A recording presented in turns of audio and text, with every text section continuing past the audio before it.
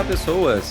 Neste vídeo nós vamos fazer o download e a instalação da distribuição Debian, uma das principais distribuições que nós temos para ambiente Linux. E para realizar o download, basta pesquisar download Debian, nós temos aí o site oficial, que é o debian.org, temos as imagens em CD ou DVD, a imagem ISO de instalação. No nosso caso, trabalhando com máquinas virtuais, a gente vai utilizar aqui a AMD64 para processadores 64. Mas se você quiser implementar em um computador antigo, utilize aqui o i386 para sistemas 32 bits. No nosso caso é AMD64. Na nova janela basta a gente descer e baixar o arquivo ISO de 3.6 GB. Vou realizar aqui uma pausa no download e a gente já volta para continuar.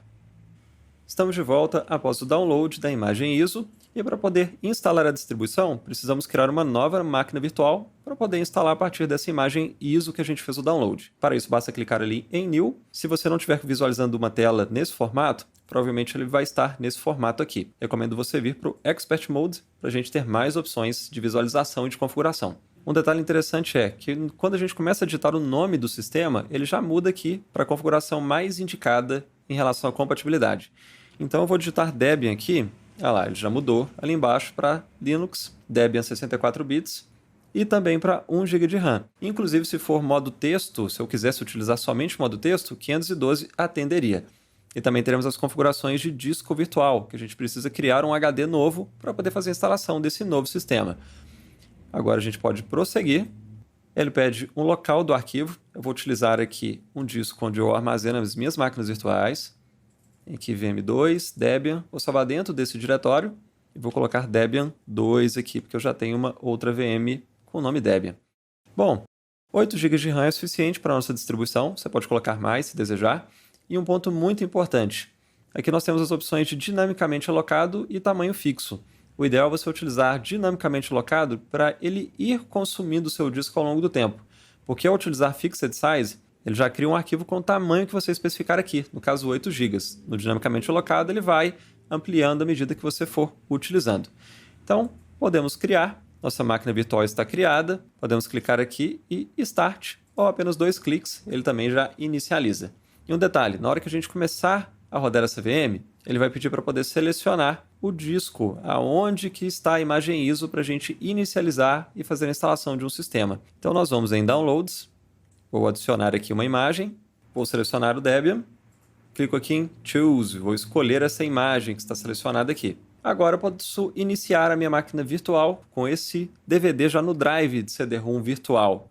E aí ao clicar em Iniciar, a nossa VM é iniciada e já na tela de instalação do Debian. Detalhe, ao clicar na VM pela primeira vez, ele vai capturar o mouse. Se você quiser soltar, basta apertar o Ctrl da direita. Mas é isso aí, vamos capturar o mouse e aí posso escolher aqui qual forma de instalação. Eu quero fazer a instalação gráfica dessa versão.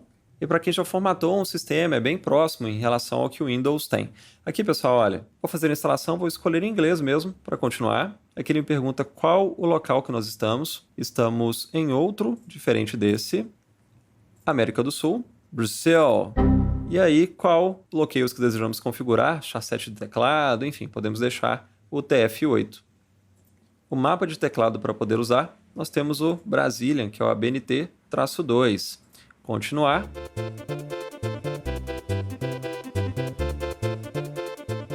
Agora definimos um hostname, vou deixar Debian mesmo, continuar. O nome de domínio não é necessário, aqui é só um sufixo DNS para ele fazer consultas DNS usando esse sufixo. Aqui faria sentido se fosse um servidor em uma rede local que possui um domínio interno, mas no nosso laboratório não é o caso, basta avançar. Agora a senha do usuário root, vou colocar uma senha super segura aqui para a gente trabalhar. Pegadinha no balão do...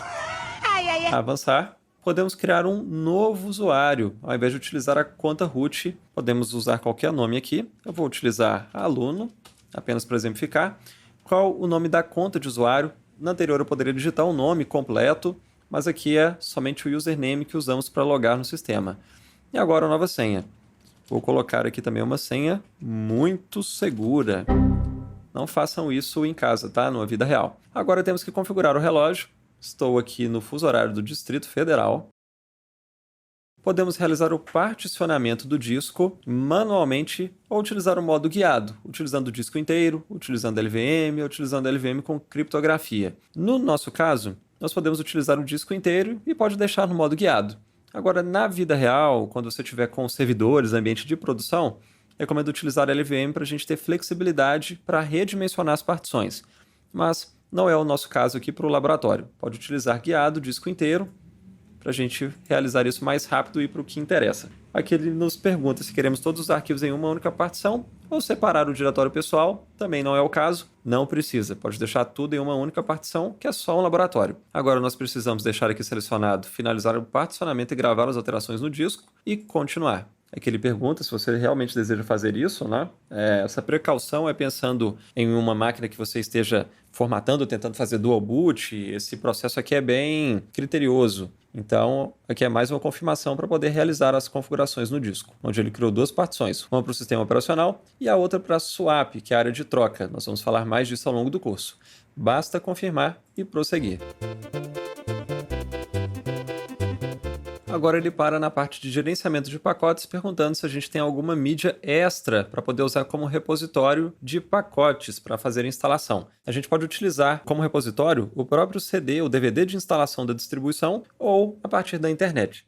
No nosso caso não precisa, a gente fez o download do DVD. Se você tivesse escolhido a opção de CD, eles oferecem 6, 7 CDs com os conteúdos, os principais pacotes, e a gente poderia escanear ela neste momento. Não é o nosso caso, basta prosseguir. Aqui ele pergunta se você deseja utilizar um Network Mirror. O que isso significa? Um local, um repositório de pacotes para a gente realizar a instalação de novos pacotes. Recomendo muito que a gente utilize. Você pode utilizar somente o CD-ROM ou DVD, a grande maioria dos pacotes estão no DVD, mas na vida real a gente sempre faz a consulta na internet. Então, recomendo colocar a opção ali de Yes. Em seguida, temos que selecionar o repositório mais próximo de onde estamos. Então, podemos manter aqui Brasil. Ele vai perguntar qual é o endereço que desejamos utilizar. Pode deixar aí o padrão deb.debian.org. Aqui, se você tiver algum proxy, se você estiver em uma rede corporativa atrás do servidor proxy, que seja necessário passar a IP do servidor e porta, a gente especifica aqui. Se você estiver utilizando em casa ou em uma rede liberada, não há necessidade de passar nada aqui. Basta continuar. Aqui, se você não tiver conectividade com a internet, ele vai dar um erro neste momento. Mas, no nosso caso, ele já conseguiu fazer o acesso aos arquivos que estão disponíveis na internet com as configurações do repositório online que a gente escolheu. Basta aguardar o processo. Em seguida, ele pergunta se a gente deseja participar de uma pesquisa. Não precisa, basta continuar. E agora ele vai continuar fazendo a instalação de alguns softwares. Nessa tela, nós podemos escolher quais softwares desejamos instalar. Aqui temos a parte de ambiente de desktop para a interface gráfica e qual gerenciador de janelas que queremos utilizar. O GNOME e o KDE são os mais amigáveis, uma interface mais robusta e também mais pesada, e temos as mais leves como XFCE, LXDE e as restantes aqui. No nosso caso, pessoal, nós vamos trabalhar com foco em servidores, não precisamos de interface gráfica. Então vamos desmarcar esses dois, deixar somente os utilitários padrão do sistema, e podemos já instalar aqui o SSH. Não vai ter problema, a gente inclusive vai utilizar ao longo do curso. E após selecionar os dois e desmarcar a parte gráfica para deixar a distribuição mais leve, a gente pode continuar. Em seguida, temos que instalar o gerenciador de boot, Grub, para possibilitar que o sistema seja iniciado. Em seguida, selecionar o disco primário. No nosso caso, temos apenas um disco, só selecionar e seguir. Pronto, instalação concluída. Basta a gente continuar. O sistema vai ser reiniciado e a gente já pode logar com os usuários que foram criados. Aê, Debian no Linux. Quando você faz a instalação modo texto, ele aparece essa tela um pouco mais rudimentar. Quando a gente faz a instalação com a interface gráfica, ele aparece uma outra tela um pouco mais bonita. Mas, beleza, estamos agora com o nosso sistema modo texto.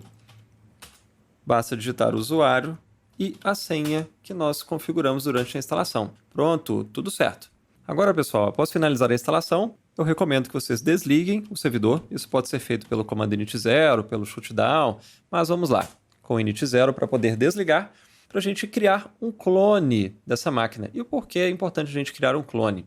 Essa imagem aqui que a gente acabou de instalar, ela está intacta. E a recomendação da gente criar um clone é: caso você execute algum comando indevido, como rm-rf, destrua o seu sistema para você não ter que formatar de novo e fazer esse processo, basta deletar o clone e criar um novo clone a partir dessa imagem que está 0 km. Então, clique com o botão direito após o encerramento, após o desligamento da sua VM, venha para a opção clone e nós temos duas opções aqui muito importantes. A primeira delas é o full clone ou clone linkado. O clone completo faz uma cópia do arquivo VDI, que é o HD virtual que estamos instalando no sistema. E aí a gente vai consumir um espaço em disco desnecessário. Enquanto que o clone linkado usa o arquivo original, esse VDI, como referência, e cria um novo arquivo somente com as modificações que realizarmos no sistema. Portanto, recomendo o clone linkado para consumir menos disco. E uma outra opção muito importante. É interessante a gente colocar aqui para gerar um novo MAC address para toda interface de rede, porque se nós não fizermos isso e criarmos 2 clones e quisermos que esses clones conversem entre si, não vai ser possível, porque elas estarão com o mesmo MAC address. Então, 2 opções importantes: mudar o tipo de clone para linkado e pedir para gerar um novo endereço MAC para todas as interfaces e finalizar o processo. E só um detalhe importante: se vocês fizerem alguma coisa indevida no clone, basta a gente dar um botão direito, remover e selecionar deletar todos os arquivos, porque inclusive o arquivo que ele criar com as modificações que a gente fizer na VM também vai ser apagado para a gente não consumir disco à toa. Mas, em resumo é isso, pessoal. Agora basta a gente inicializar esse clone para poder usar o sistema e não utilizar mais esse arquivo aqui em cima que tem a VM original. Ele vai servir só como referência para caso a gente faça algo indevido ou queira replicar, criar 2 ou mais clones, a gente vem aqui em cima, botão direito e novo clone, sempre do arquivo 0 km, para sempre ter uma imagem instalada como referência para a gente trabalhar. Em resumo é isso, um grande abraço e até o próximo vídeo.